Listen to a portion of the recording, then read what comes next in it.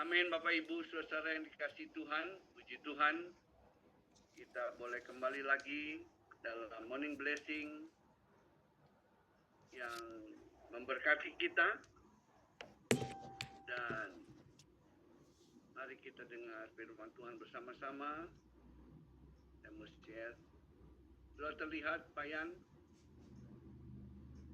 Sudah Pak Abi, silakan. Oke.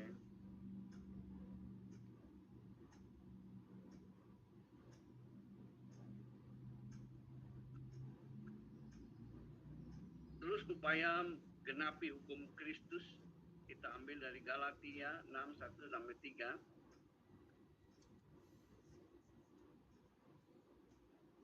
Jelas Pak Yan? Ya Pak, silakan slide show aja Pak, lebih besar. Lebih besar ya? Ya. Slide show ya. Ya. Iya, makasih Pak. Lanjut. Saudara-saudara, kalaupun seorang kedapatan melakukan suatu pelanggaran, maka kamu yang rohani harus memimpin orang itu ke jalan yang benar, dalam roh lemah lembut, sambil menjaga dirimu sendiri, supaya kamu jangan kena pencobaan. Bertolong-tolonganlah menanggung bebanmu. Demikianlah kamu memenuhi hukum Kristus. Sebab kalau seorang menyangka bahwa ia berarti, padahal ia sama sekali tidak berarti, ia menipu dirinya sendiri. Tuhan, saya ketika merenungi Galatia, dan saya menemukan ada beberapa poin yang luar biasa. Dalam merenungi ini, tunggu dalam Galatia ini, sebagaimana rencana Tuhan yang semula menjadikan kita serupa dengan Kristus. Maka penting, ternyata kita memenuhi hukum Kristus. Namun di dalam memenuhi hukum Kristus, ternyata memang tidak mudah. Ya. Ternyata kita tidak bisa sendiri. Ada satu poin yang berkata, seringkali banyak khotbah mengatakan memang kita serupa dengan Kristus. Tetapi kesempurnaan yang ingin kita peroleh, ternyata tidak dapat kita lakukan dengan sendiri, saudara. Saya sudah membaca satu quote tertentu, bahwa kesempurnaan yang kita mau capai jangan menjadi jerat bagi kita. Karena ternyata pada saat ini kita hidup dalam dunia yang tidak sempurna. Dan diri kita pun tidak sempurna. Sehingga dalam kesempurnaan itu kita membutuhkan orang lain. Nah, saudara-saudara, Rasul Paulus sangat memahami ini. Galatia ditulis oleh Rasul Paulus dengan penekanan bahwa manusia dibenarkan, diselamatkan hanya melalui iman kepada Tuhan Yesus.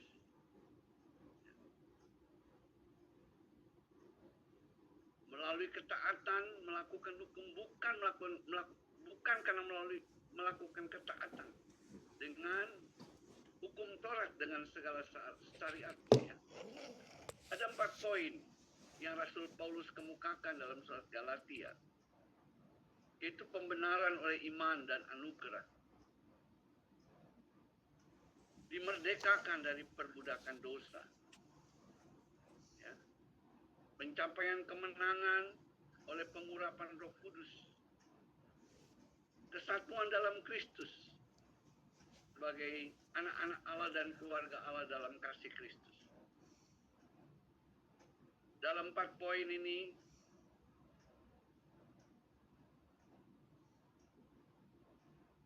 dan mengacu dari dasar pembacaan firman Tuhan Galatia 6 ayat 1-3,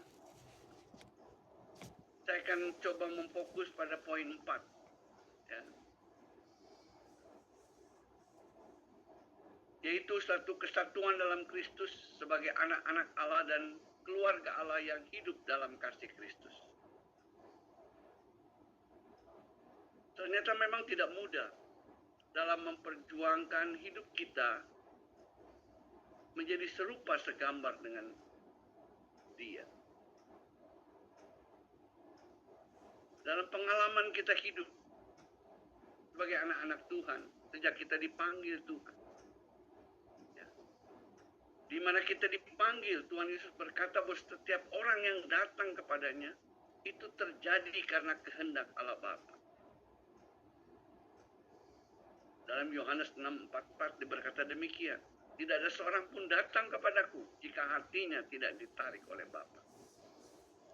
Dan Rasul Paulus juga menekankan dalam kitab Roma bahwa semua orang dipilihnya dari semula dan semua ditentukan dari semula untuk menjadi serupa dengan gambaran anaknya, sehingga kita semua anak-anak Allah atau keluarga Allah bisa memiliki kesatuan dalam Kristus.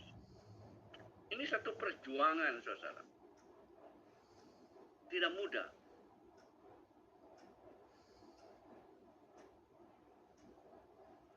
Dalam kehidupan yang nyata sehari-hari,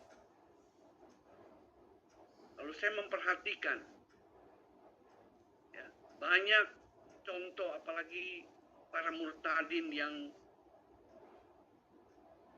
dipanggil Tuhan dengan segala kekacauan kehidupan yang lama yang ada pada hidupnya. Tidak mudah. Banyak dirinya pribadinya berjuang dengan sungguh-sungguh bagaimana hidup dalam kasih Kristus. Bagaimana menghidupkan Kristus dalam hidupnya. Ada banyak rumah tangga, keluarga yang hancur. Ya. Ada beberapa sahabat saya, teman yang saya kenal, ya contoh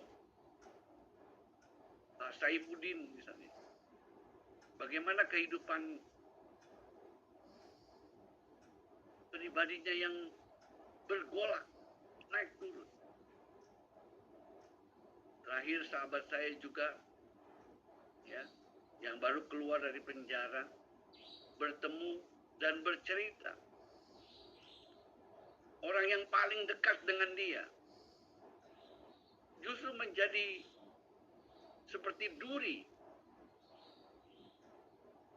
yang akhirnya dia perlu berjuang untuk menghidupkan Kristus dalam hidupnya dan dalam keluarganya. Dan bukan saja para murtadin, dan banyak hamba Tuhan, juga hamba Tuhan yang terkenal, ya. Seperti kita dikejutkan bagaimana Bedihin berjuang dalam menghidupkan Kristus dalam hidupnya, tetapi tidak mudah. Dan yang terakhir, dia kembali bercerai dengan istrinya yang sudah dia nikahkan 2 kali. Dan menghadirkan Kristus Yesus tidak mudah. Saudara-saudara. Dan inilah yang menjadi tantangan kita setiap hari. Dalam rumah tangga dan keluarga. Ya. 5 tahun pernikahan, 10 tahun pernikahan, 25 tahun pernikahan. Perjuangan demi perjuangan dalam menghadirkan Kristus Yesus dalam pribadi dan keluarga merupakan perjuangan yang tidak ada habisnya, terutama kita di zaman akhir. Saudara-saudara,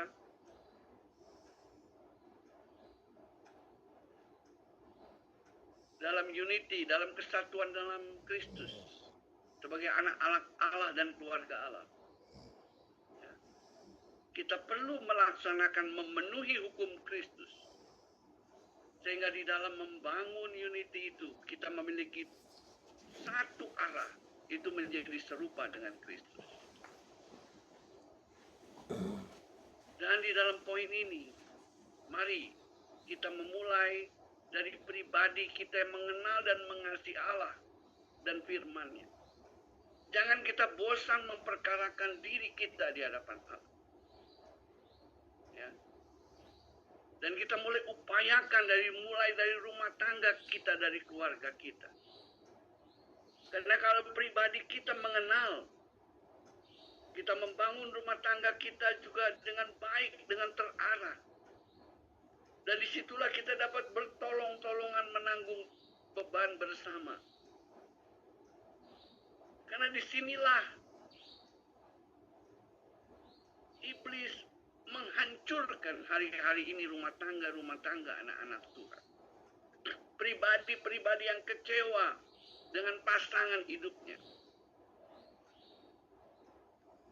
Yang akhirnya mengenal orang-orang yang dia pikir bisa melindungi dia, bisa mengasihi dia, bisa melayani dia.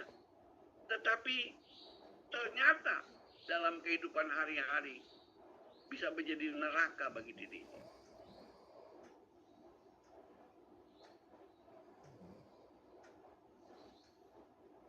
Saya teringat ketika seringkali sebagai dulu gembala, ya, ketika kita memulai menikahkan jemaat Tuhan, seringkali kita berkata, siap-siap untuk memasuki rumah tangga yang baru. Tetapi disitulah, ketika mereka memasuki, itulah sebenarnya peperangan yang dahsyat yang mereka harus hadapi. Ya. Karena di tengah-tengah perjalanan membangun kebersamaan itu, yang dipikir mudah, ternyata tidak mudah. Ya. Tantangan pergumulan seperti ombak yang tidak pernah berhenti menghantam kehidupan kita. Yang perlu kita sadari, saudara-saudaraku yang dikasihi Tuhan, hamba-hamba Tuhan, mari kita mulai dengan baik dari rumah tangga dan keluarga kita. Ingat, Allah memulai dunia ini dengan membangun keluarga, dengan menghadirkan damai, dengan tuntunan roh. Ya. Ketika dimulai dari pasangan pertama di Taman Eden.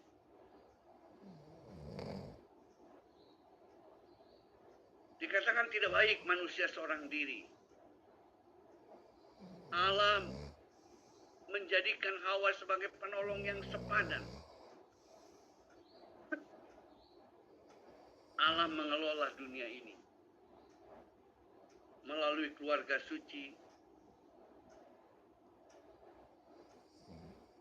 Walau dosa berusaha menunda rencana Allah, namun kita sangat mengimani bahwa rencana Allah tidak pernah gagal.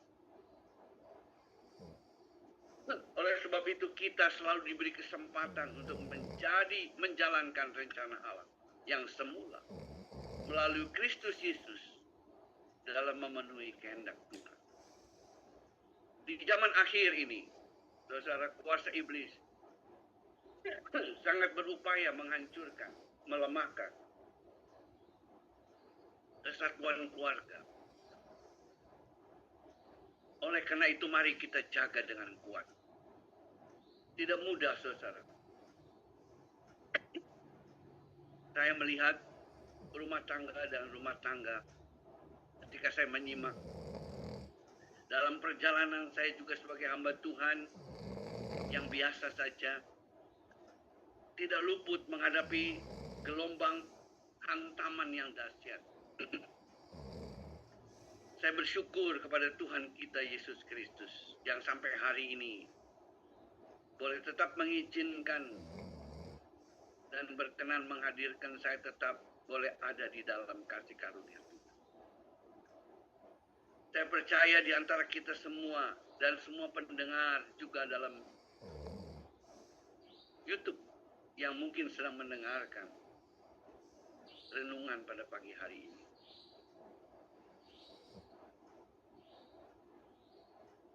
Yang berjuang dalam membangun pribadi dan keluarganya untuk berkenan kepada Tuhan. Karena iblis sangat menghancurkan. Berapa banyak rumah tangga keluarga hamba-hamba Tuhan. Bukan saja yang baru, bahkan yang sudah melayani puluhan tahun. Tidak luput dari hantaman gelombang. Di mana iblis berusaha menghancurkan baik kebanggaan diri, baik pelayanan, maupun rumah tangga, di mana pasangan bisa bercerai, pasangan bisa berpisah. Dan itu hal yang sehari-hari yang kita hadapi dalam pelayanan. Betapa banyak keluarga rumah tangga yang kadang-kadang menunda perceraian oleh karena anak-anak. Oleh karena tidak tahan.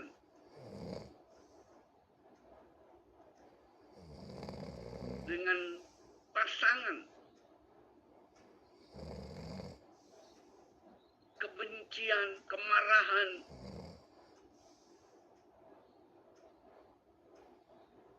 Dan rasa yang lain-lain. Yang membuat dirinya sungguh-sungguh tidak tahan dengan keadaan ini. Oleh sebab itu Bapak Ibu, kita perlu betul-betul mengupayakan memenuhi hukum Kristus. Apakah itu? Yaitu kasih Allah yang besar. Kasih Tuhan yang luar biasa. Dan ini tidak mudah Bapak Ibu.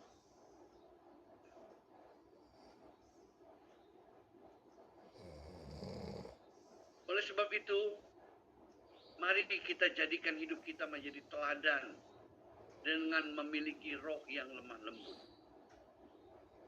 Dan kita mulai dari pribadi kita, ya, saudara.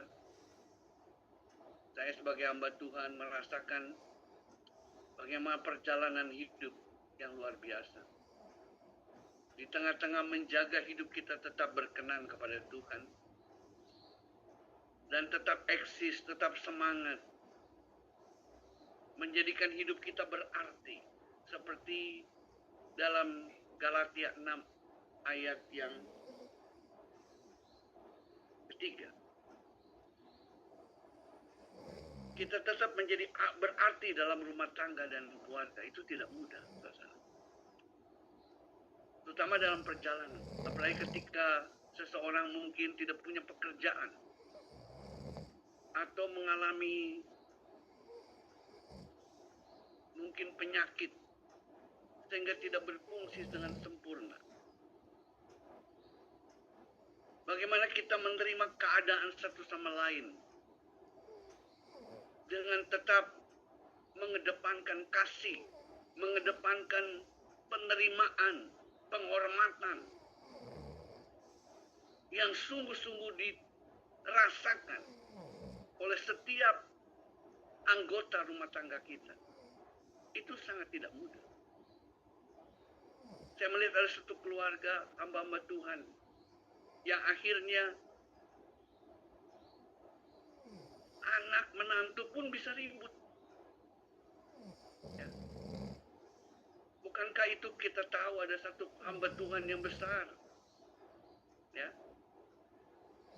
di kota besar di Indonesia. Bahkan ketika matinya pun, peti jenazahnya pun tidak boleh ditaruh di gereja yang dia bangun dengan sendiri.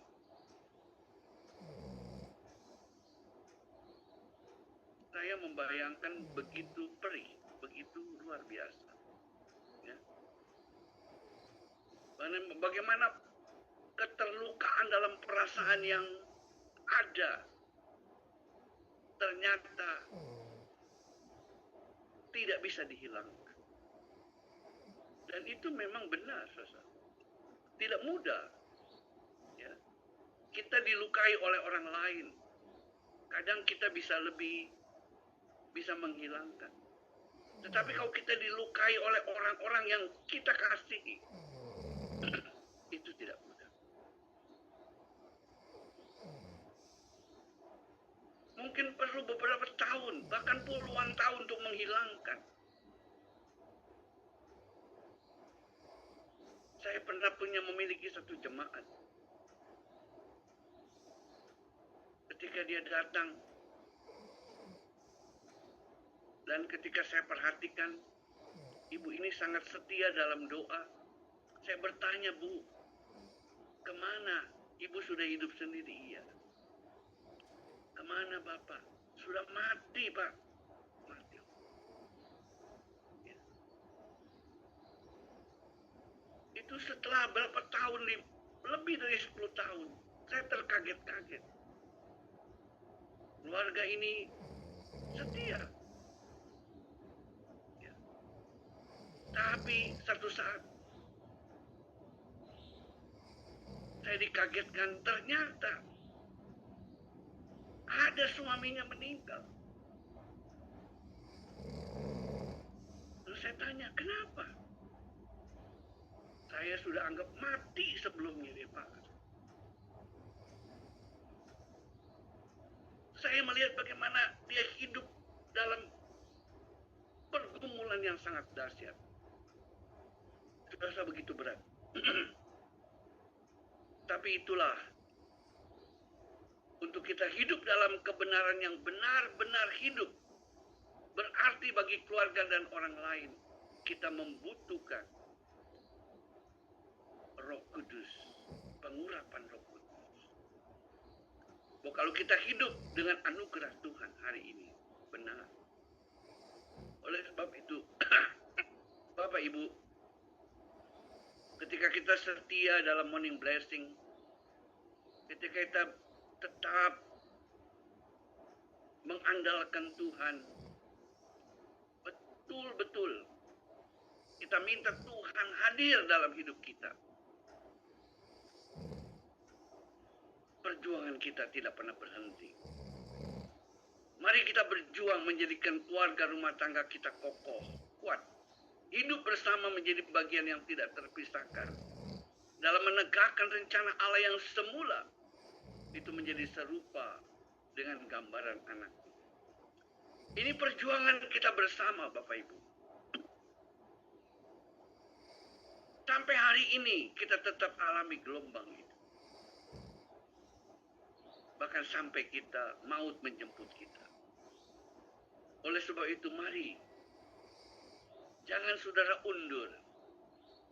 Mari saudara bertekad lebih lagi dan lebih lagi dari hari ke hari. Karena itulah perjuangan yang benar. Banyak yang ingin saya katakan, saudara. Tapi waktu yang membatasi kita. Kiranya renungan yang singkat ini, Roh Kudus akan memperluas kebenaran dalam pikiran dan hati Bapak Ibu sekalian. Kiranya Galatia, kitab Galatia, surat Galatia ini betul-betul memberkati kita dan menjadikan kita anak-anak Tuhan yang hidup dengan mewarnai dunia dalam kebenaran. Tuhan memberkati, mari kita tutup dalam doa. Bapa di sorga, terima kasih. Kami tahu kehidupan kami tidak mudah, Tuhan. Namun kami mau andalkan Engkau, Yesus. Kami membutuhkan dan memerlukan Engkau, memimpin dan menuntun dan menyempurnakan jalan hidup. Dalam pribadi, dalam rumah tangga, dalam kehidupan bersama dengan pasangan kami, dengan anak-anak kami, dengan menantu, dengan keluarga besar, di mana kami menghadirkan kebenaran sebagai dasar hidup kami. menjadikan Engkau sebagai satu-satunya sumber kehidupan. Berkati setiap kami yang mendengar. Kau berkati komunitas Morning Blessing pagi ini, di mana saja berada. Kiranya firman-Mu terus membangun dan menuntun kami, dan menjadikan kami hidup memperkenankan Engkau, Tuhan. Dalam nama Tuhan Yesus, kami berdoa dan mengucap syukur. Amin. Tuhan memberkati. Amin, amin. Puji nama Tuhan. Terima kasih hambanya Bapak Pendeta Dr. Abi Ismail yang sudah menyampaikan bagian firman Tuhan pagi ini. Bapak Ibu, saudara-saudara komunitas Morning Blessing yang terkasih, mari momentum tema kita hari ini, terus berupaya menggenapi hukum Kristus, dapat kita renungkan dan kita laksanakan dalam hidup kita pribadi dan keluarga, terlebih dalam komunitas BBCO Indonesia. Kami berdoa untuk hambanya, Bapak Pendeta Dr. Abi Ismail, dalam keluarga, dalam pelayanan, dalam usaha, pekerjaan, dan seluruh aktivitas yang dipercayakan oleh Tuhan kepada hambanya tetap memberkati dan menyertai. Bapak Ibu komunitas Morning Blessing yang terkasih, mari kita sama-sama menyanyikan lagu Mars Gebang Karsa, lalu menyaksikan BBCO News dan mendengarkan arahan dan petunjuk informasi tambahan dari hambanya Pak Ketua. Silakan share screen.